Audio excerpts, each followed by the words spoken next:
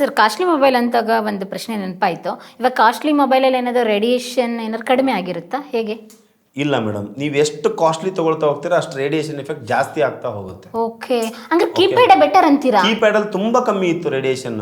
ಈಗ ನೋಡ್ರಿ, ನೀವು 1995 ಅಥವಾ 2000 ಇಸ್ವಿ 2005 ತನಕ ಓಕೆ, ನೀವು ಕೀಪ್ಯಾಡ್ ಮೊಬೈಲ್ಗಳ ಜಾಸ್ತಿ ಇತ್ತು. ಆ ಟೈಮಲ್ಲಿ ಪಕ್ಷಿಗಳದ್ದು ಏನಾದರೂ ಸಂಖ್ಯೆ ಕಡಿಮೆ ಆಗಿತ್ತಾ? ಇಲ್ಲ ಇಲ್ಲ ಅಲ್ವಾ? ಯಾವಾಗ ಕಡಿಮೆ ಆಗಕ್ಕೆ ಸ್ಟಾರ್ಟ್ ಆಯಿತು ಪಕ್ಷಿಗಳ ಸಂಖ್ಯೆ ಅಂದರೆ 2010 ನಂತರ. ಓಕೆ, 10, ಸ್ಮಾರ್ಟ್ಫೋನ್ 12, 13 ಯಾವ ಥರ 1G 2G 3G 4G 5G ಈಗ 6G ಬರ್ತಾ ಇದೆ ಅಂತೆ.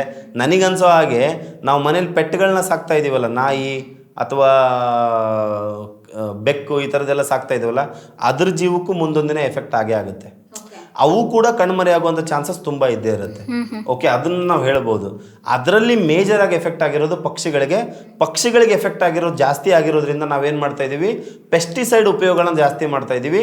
ಪೆಸ್ಟಿಸೈಡ್ ಉಪಯೋಗ ಜಾಸ್ತಿ ಆಗಿರೋದ್ರಿಂದ ನಮ್ಮ ಊಟದಲ್ಲಿ ಕೆಮಿಕಲ್ ಅಂಶ ಜಾಸ್ತಿಯಾಗಿ ಬರ್ತಾ ಇದೆ.